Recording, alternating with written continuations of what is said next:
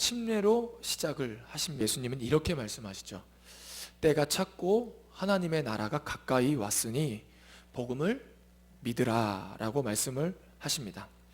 그렇게 사역을 하시면서 정말 때가 찼고 하나님의 나라가 가까이 왔으니 정말 그 사람들이 회개하고 주님의 복음을 믿음으로 구원을 받을 수 있도록 악한 영에 들린 사람, 병에 걸린 사람, 그리고 그들에게 예수님의 권위 있는 가르침으로 말미암아 많은 사람들이 예수님을 따르기 시작했습니다.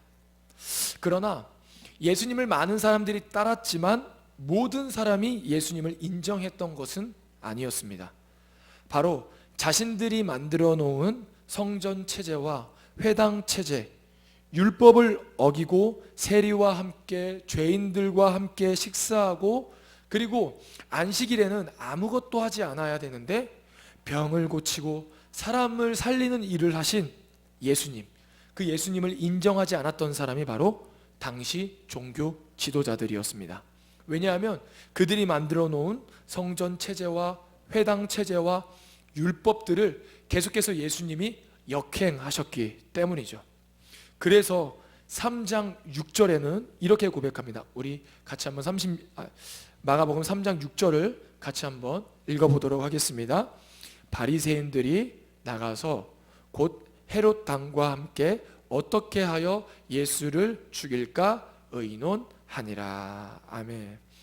바리새인들이 하나님의 뜻에 자신들이 만들어 놓은 성전 체제와 회당 체제와 율법을 자꾸 역행하는 예수님의 그 사역을 보면서 예수님을 이제 어떻게 하면 죽일까 지금 이야기하고 논쟁하고 있다라고 이야기합니다.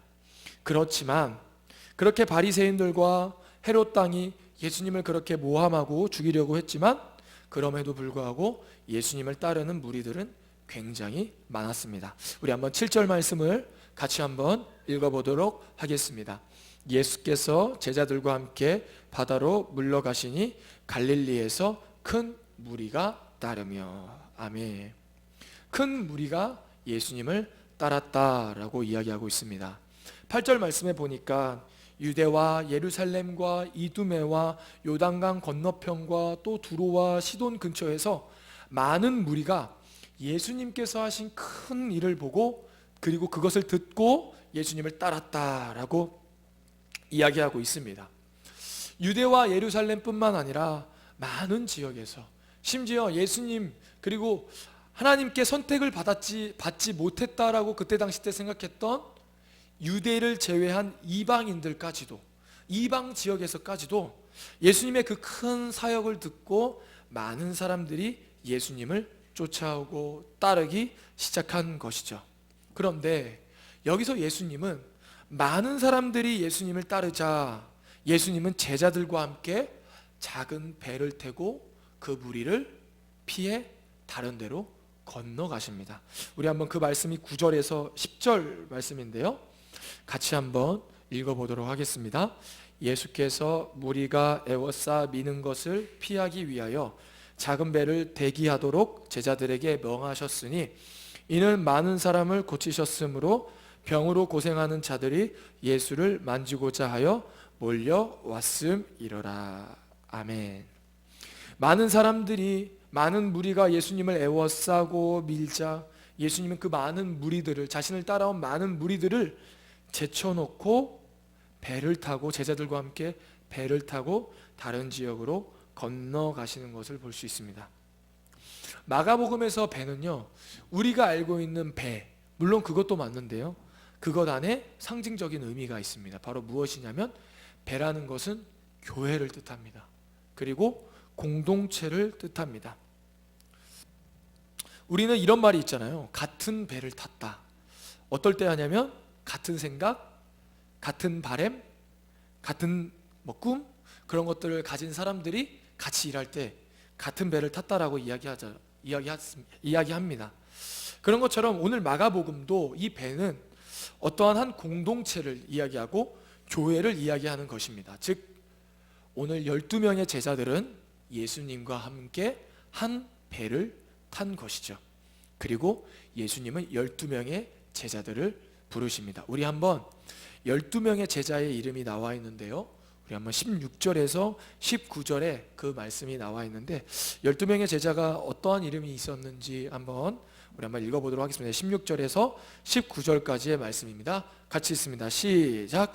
이 12를 세우셨으니 시몬에게는 베드로란 이름을 더하셨고 또 세베대의 아들 야고보와 야고보의 형제 요한이니 이 둘에게는 보아너게 곧 우레의 아들이란 이름을 더하셨으며 또 안드레와 빌립과 바돌로메와 마테와 도마와 알페오의 아들 야고보와 및 다데오와 가나나인 시몬이며 또 가롯 유다니 이는 예수님을 판자더라. 아멘.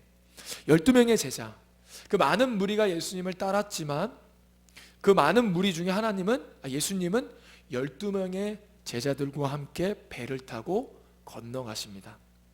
바로 그 사람들은 베드로, 야고보, 요한, 안드레, 빌립, 바돌로메, 마테, 도마, 알페오의 아들 야고보, 다데오, 가나나인 시몬, 가롯, 유다, 총 12명을 예수님께서 제자로 부르시고 그들과 함께 하시면서 그들과 함께 사역을 하십니다.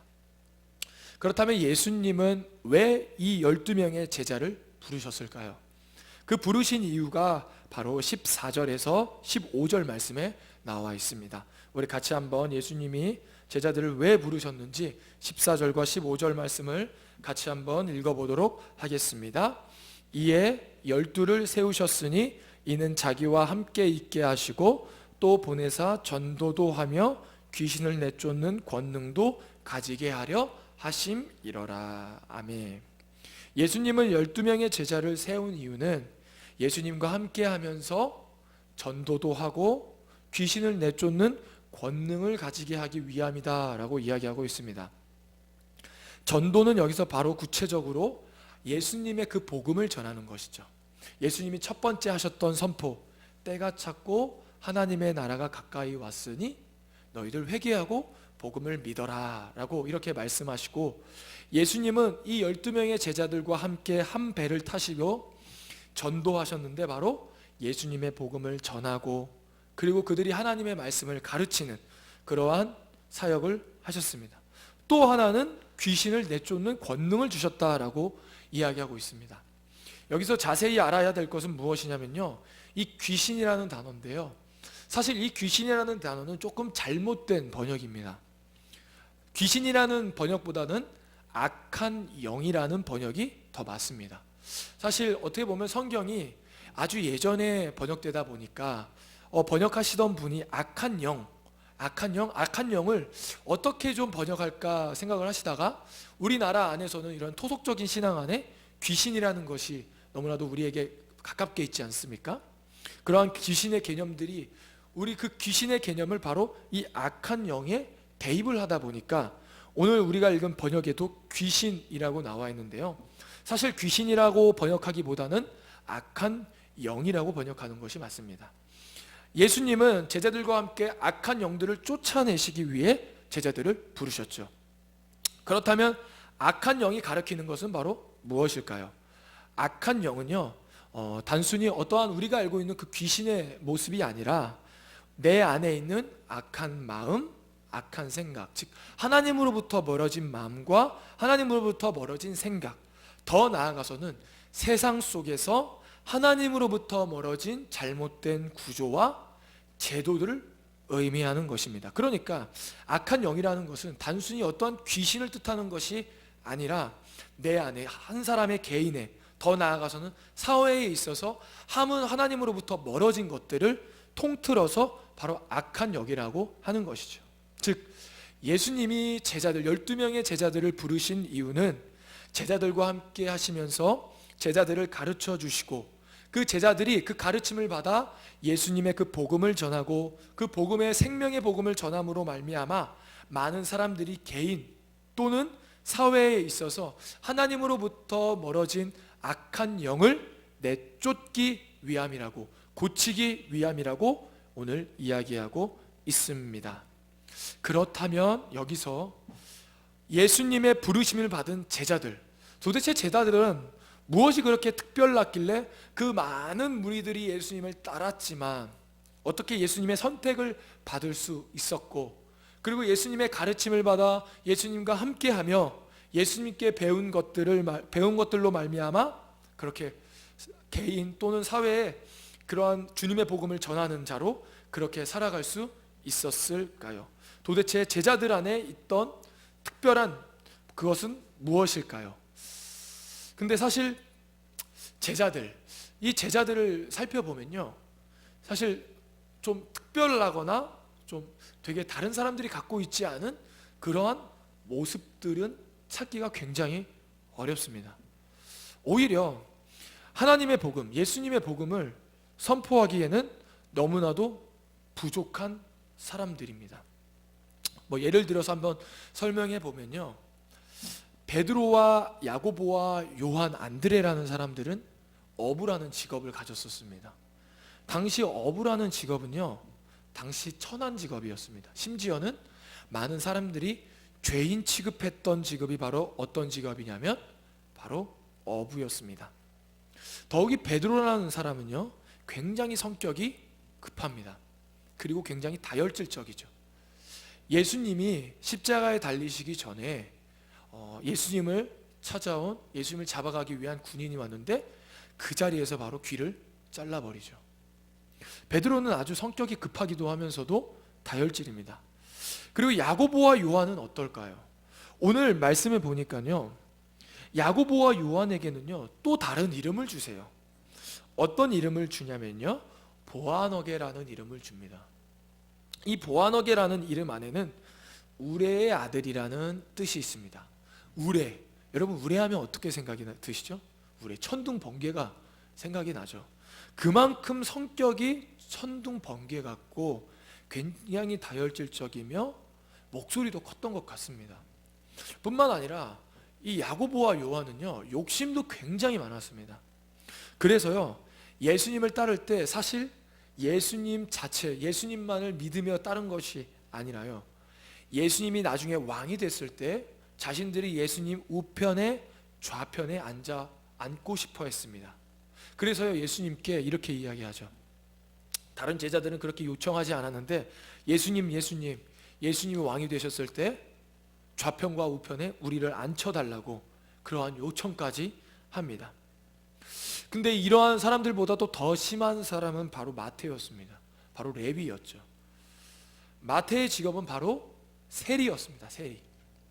당시 세리는요 어떠한 사람이었냐면 로마의 식민 지배를 받을 때 로마에게 빌붙어서 로마를 등에 업고 많은 사람들의 세금을 떼어가는 그런 매국노와 같은 역할을 했던 사람들이 바로 세리입니다.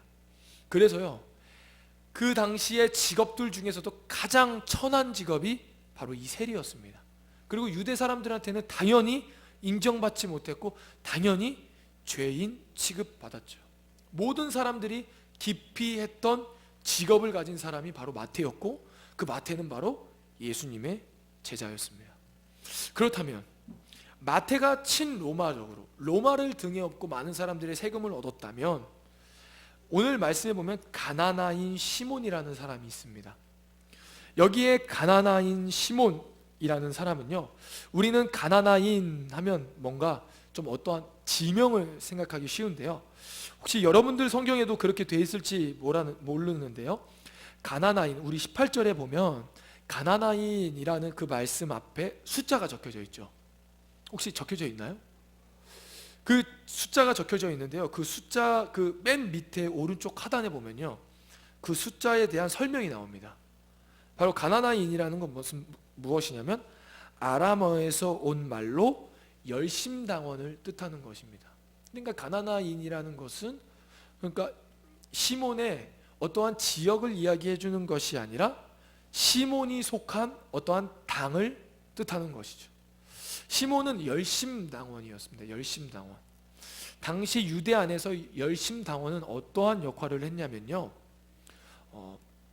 힘을 이용해서 이 로마를 부수고 다시 유대를 회복하겠다라고 투쟁하던 사람이죠. 어떻게 보면 마태가 우리나라로 치면 친일파였다면 시몬은 독립투사와 같은 사람이었습니다. 힘을 키워서 이 로마를 다시 한번 대적하고 로마를 승리함으로 말미암아 다시 그 유대의 찬란했던 그 역사를 회복시키고 싶어 했던 사람이 바로 시몬이었습니다. 도마는요, 예수님의 제자 도마는 의심이 굉장히 많아서 부활하신 예수님을 보고도 예수님, 제가 못 믿겠습니다. 예수님의 그 못자국 난 손, 그 옆구리, 창에 찔린 옆구리를 만져봐야 되겠습니다 라고 말할 정도로 의심이 많았던 사람이 도마였고, 가장 안 좋은 가룟 유다는 바로 예수님을 팔아먹은 제자였죠. 그런데 이러한 제자들을 도대체 예수님은 왜 부르셨을까요? 무엇을 보고 부르셨을까요? 그리고 도대체 이 제자들 안에는 어떠한 공통점이 있길래 예수님의 제자가 되었을까요? 한 가지 공통점이 있습니다. 그 말씀이 어디에 나오냐면요, 13절에 나와 있습니다. 우리 같이 한번 13절 말씀을 같이 한번 읽어보도록 하겠습니다. 또 산에 오르사 자기가 원하는 자들을 부르시니 나온지라. 아멘. 12명의 제자들의 공통점이 하나가 있다면 어떤 공통점이냐면 바로 예수님이 원하셔서 부르신 사람들이다라는 이러한 공통점이 있습니다. 그들 안에 어떠한 비범함, 남들이 갖고 있지 않은 어떠한 믿음, 어떠한 생각, 어떠한 삶의 자세, 그런 것들이 아니라요, 그들 안에 있던 공통점은 바로 무엇이었냐면 바로 예수님의 선택이었죠. 서로 생각도 다르고 성격도 다르고 그리고 자신들이 따르던 당도 다르지만 바로 그들을 예수님이 주권적으로 선택하셨다라는 그러한 공통점이 있습니다. 참 무언가 제자들을 바라보면 주님의 복음을 전하기에는 부족해 보이고, 그리고 예수님의 복음을 전하기 위해서는 어떻게 보면 하나로 똘똘 뭉쳐서 이렇게 주님의 복음을 전하는 것이 맞는데 너무나도 다른 사람들을 예수님이 부르셨죠. 즉 예수님의 부르심, 예수님의 제자가 된다라는 것은 단순히 직업과 외형과 지위는 상관없습니다. 바로 예수님의 선택에 달려 있는 것이죠. 그리고 그 선택에, 예수님의 그 부르심에 순종하고 예수님을 따르는 사람들이 바로 예수님의 제자가 될 수 있는 것입니다. 공동체가 하나가 된다, 교회가 한 마음 한 뜻이 된다, 이건요 사실 진짜 너무나도 어려운 것입니다. 정말 교회에서 모인 사람들이 진짜 한 마음 한 뜻이 된다라는 것은요, 그건 너무나도 어려운 것입니다. 왜냐하면 수세월 동안 살아온 환경과 경험이 다른데 무엇으로 한 마음 한 뜻이 될 수 있겠습니까? 우린 더욱이 요즘 들어 더 알 수 있죠. 정치, 안보, 외교 이런 것들을 보면 더 그렇죠. 자신의 이익에 따라 어떨 때는 같은 편이 됐다가도 하루아침에 적이 되는, 참 하나가 된다라는 건 어려운 것 같습니다. 그리고 우리의 삶에도 있죠. 우리가 있는 직장, 그리고 학원, 학교, 공동체, 심지어는 가정 안에서도 하나가 되는 건 너무나도 어려워요. 네. 하나가 됐다가도 어떠한 한순간의 사건, 조그마한 기분이 상한다라는 그 사건 하나만으로 어떨 때는 갑자기 서로 싫어할 때가 있습니다. 그래서요, 어떤 책에는 보니까요, 정말 세계가 평화, 세계가 하나가 되려면, 정말 진짜 우리 온 우주 모든 사람이 하나가 되려면 우주에서 지구를 위협하는 적이 나타나면 그 적을 대항하기 위해서 모든 나라의 평화가 찾아올 것이다라는 이러한 좀 우스운 소리를 제가 책에서 본 적이 있습니다. 즉 공공의 적이 없지 않는 한, 공공의 적이 있어야만 우리가 하나가 될 수 있다는 것이죠. 그렇다면 우리가 예수님을 믿는 믿음으로 살아가는 우리가 모여있는 이 교회, 그리고 예수님을 믿는 사람들이 모여있는 공동체는 도대체 무엇으로 하나가 되어야 할까요? 정말 세상 사람들처럼 어떠한 공공의 적을 만들어서 그 적을 같이 대항하자며 한 마음 한 뜻이 돼야 할까요? 그렇지 않습니다. 어떻게 우리가 하나가 될 수 있냐면요, 오늘 13절의 말씀처럼 우리 안에 하나의 공통점이 있습니다. 바로 이 자리에 하나님이 우리를 부르셨다라는 것이죠. 남들의 잘못과 남들이 마음에 들지 않는 모습들을 봤을 때 물론 마음에 들지 않죠. 하지만 그래도 그 사람을 하나님께서 부르셨구나, 예수님의 제자로 부르셨구나, 이 예배당에 주님을 예배할 수 있도록 부르셨구나 라는 그 예수님의 부르심 앞에 우리가 들어갈 때 진정으로 교회가 하나 되고 예수님을 믿는 사람들이 진짜 하나가 될 수 있습니다. 친로마였던 마태와 친유대주의였던 시몬, 독립투사와 친일파가 하나가 될 수 있을까요? 절대 될 수 없습니다.